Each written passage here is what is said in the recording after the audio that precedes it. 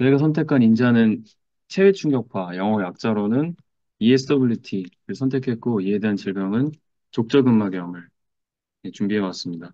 진행하겠습니다. 일단 중재를 하려면 질병에 대한 이해가 선행돼야 되기 때문에 간단하게 알아볼 건데요. 말 그대로 발바닥 근막에 염증이 생긴 것을 뜻합니다. 보통 흔히 염증성 질환으로 알고 있는데 문헌에 따르면 퇴행성 소견 질환이 있어서 퇴행성 질환으로 보는 그런 질병에 속한다는 그런 의견이 있습니다. 그리고 왜 일어났냐는 건데 보통 근막에 문제가 생기는 건 이 윈들라스 메커니즘이 깨지기 때문에 발생한다라고 보고 있고요. 뭐냐면 저희가 걸을 때 체중을 부하하거나 토후 앞으로 빵 차고 나갈 때 이 족저근막이 적절하게 텐션을 유지하면서 기능을 해야 되는데 그 기능이 깨지게 되면서 이 족저근막에 염증이 발생한다고 합니다. 이 외에도 해부학적인 어떤 발의 변형이 있거나 뭐 생체 역학적인 움직임에 문제가 생겨도 이러한 기전이 깨지게 된다고 합니다. 보통 임상적인 특징은 아침에 기상을 하고 발을 처음 딱 내디딜 때 그때가 가장 통증이 심하다고 하고요. 그리고 통증 양상은 발 뒤꿈치 쪽에서 발바닥 안쪽 아치로 이어지는 그 라인에 통증을 호소한다고 합니다. 그럼 평가에 대한 건데요. 요번에 그 구조적인 관점에서 어떻게 평가를 하는지에 대한 거를 준비를 해왔는데 보통 문진을 통해서 히스토리 테이킹을 하고요. 증상을 물어보고 그리고 초음파나 볼스캔, MRI를 통해서 영상의학적 검사를 합니다. 보시면 초음파로 족저근막의 두께를 확인하고요. 그리고 볼스캔을 통해서 그 정맥 주사로 방사성 동위원소를 이렇게 넣어가지고 그 넣은 부분에 색깔이 변하면 이 부분에 염증이 있거나 어떤 문제가 있다 이렇게 간접적 유출을 하고 MRI를 통해서 그 족저근막의 근위 부위가 비후가 되면 이제 염증이 있다 이렇게 보기도 합니다.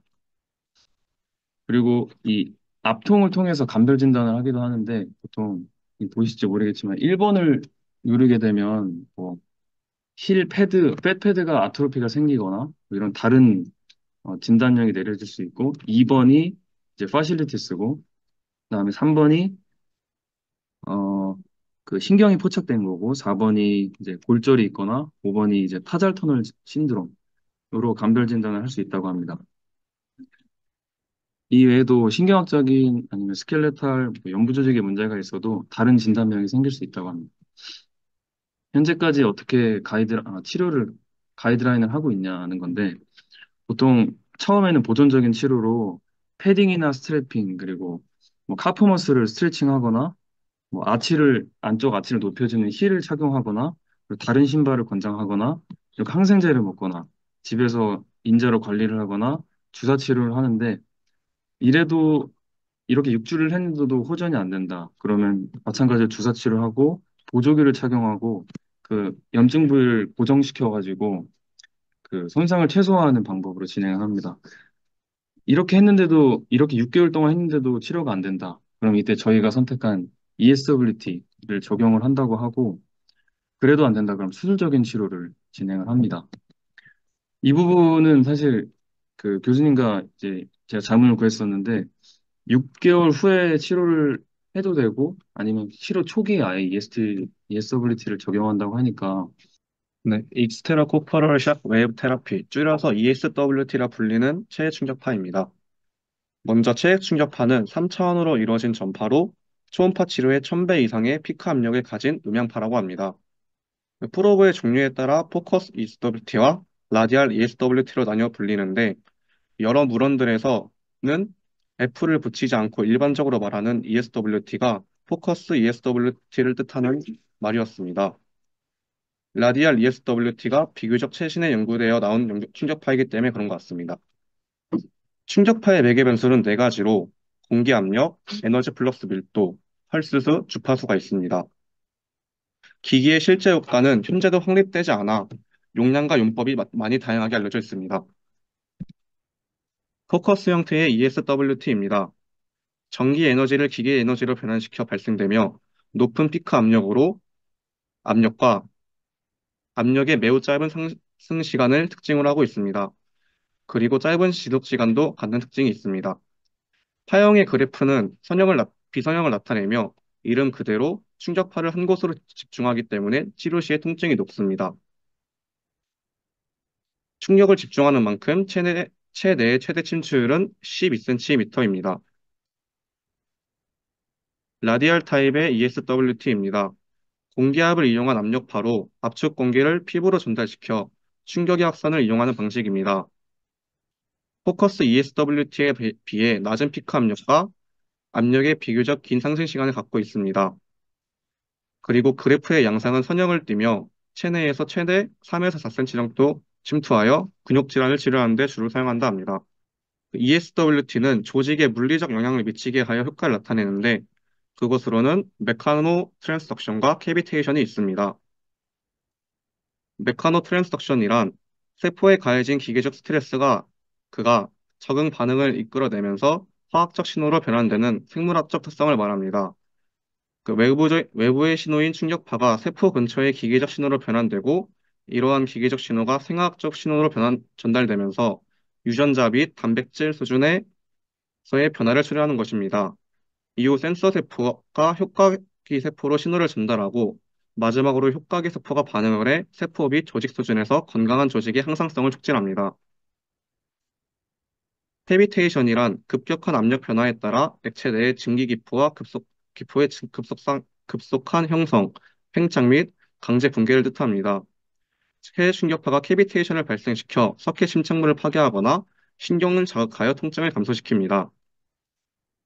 따라서 이러한 기전들로 체해 충격파는 건뼈 접합부의 혈관 신생 촉진, 건세포 증식 자극 및 골조직세포 분화 등 분자와 조직의 수준에서 생리적인 작용을 촉진합니다. 적용 방법입니다. 적용 방법은 짧은 시청 자료를 이용해서 같이 보겠습니다. 네, 치료를 하기 전에 압통점을 촉진한 후에 피부와 프로브 사이의 마찰을 감소시키기 위해 젤을 바릅니다. 네, 이후 프로브를 대고 1000에서 2000 타수를 쳐서 조직의 미세 손상을 유발합니다. 이렇게 손상을 시킨 후에는 혈액순환과 세포막 투과성의 증가 효과로 세포의 재생 촉진 및 염증 효과가 나타나며 통증이 감감됩니다. 보통 시술을 하고 4에서 6주 동안 효과를 기다립니다. 체해 충격파의 적응증은 이렇게 있는데요. 승인된 표준 적응증과 경험적으로 적용된 임상적 용도, 예외적 전문가적인 적응증, 실험적 적응증으로 되게 여러 분야에서 사용돼서 참고하시면 되겠습니다. 주의사항으로는 치료 후 통증과 어지럼증, 국소 충혈이 나타날 수 있으며 큰 혈관과 신경이 손상되지 않도록 주의해야 합니다. 그리고 몸통 쪽에 적용 시 충격파가 폐에 전달되면 폐포가 손상되기 때문에 주의해야 합니다. 다음은 케이스에 대한 썸노트입니다. 먼저 서브젝트입니다. 나이는 30살 남성이고 걸을 때 왼쪽 발바닥에 통증을 호소하고 기상 후 증상이 심해지며 발 전체가 뻣뻣해지고 있는 느낌을 받고 있습니다.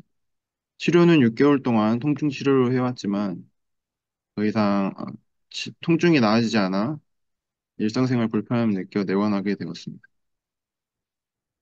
오브젝티브입니다.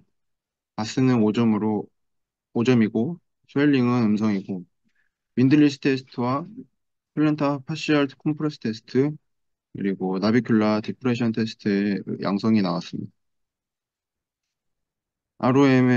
ROM은 다음과 같이 되어 있고 팔루시스 발구스가 관찰되고 있습니다. 그리고 게이트 아날리시스에서 이니셜 컨택부터 로딩 리스폰까지 이어지는 통증으로 인한 회피 반응이 관찰되고 있습니다. 다음은 어시스먼트입니다. 프로블럼 리스트는 보행 시 통증과 앵클에 ROM의 제한이 있습니다. 롱통콜로는 8주 후 야외에서 독립적으로 2시간 이상 걸을 수 있는 것으로 설정하였고, 숏통콜은 2주 안에 왼쪽 앵클의 돌지프레션이 5도에서 10도로, 바스는 5에서 3점으로, 4주 안에는 돌지플렉션이 10에서 정상 각도로, 바스는 0점으로 낮추는 걸로 하였고, 단계별로 웨이트 베어링이 가능하도록 설정하였습니다. 6주 안에는 실내에서 통증과 보상작용 없이 30분 동안 걸을 수 있게 설정했고, 8주에는 실외에서 통증과 보상작용 없이 2시간 이상 걸을 수 있도록 설정하였습니다. 다음은 플랜입니다. 첫 0에서 2주에는 체외 충격파를 0.25 메가줄 제곱밀리미터로 션타를 2주에 나누어 타격을 하였고, 치료 후 로어 리듬 마사지를 해주어 통증 조절을 해주고 치료사가 캘프 스트레칭을 해주며 아직 환자가 통증을 호소하는 시기이기에 프론 자세에서 지맥스 운동과 지매드 운동 그리고 사르만 운동을 해주었고 사르만 운동과 니 익스텐션 등 힙 OKC 운동과 모드파인 사르만 운동으로 코어 운동을 해주었습니다. 다음 2에서 6주차는 체외 충격파 션타를 4주차까지 나눠 실시하였고 환자가 직접 캘 스트레칭을 해준 후 발을 오므리는 숏 푸드 엑서사이즈와 세라밴드를 이용한 앵클 스트레칭, 밸런스 향상을 위하여 스탠딩 자세에서 웨이트 베어링을 해주었습니다. 이후 런지와 스쿼트 등 힙 CKC 운동을 실시해 주었습니다. 마지막 6에서 8주차는 실외에서의 게이트를 위해서 캘프 스트레칭과 밸런스 패드를 이용한 밸런스 트레이닝과 약간의 중량을 더한 웨이트 트레이닝, 유산소 운동을 병행하였습니다.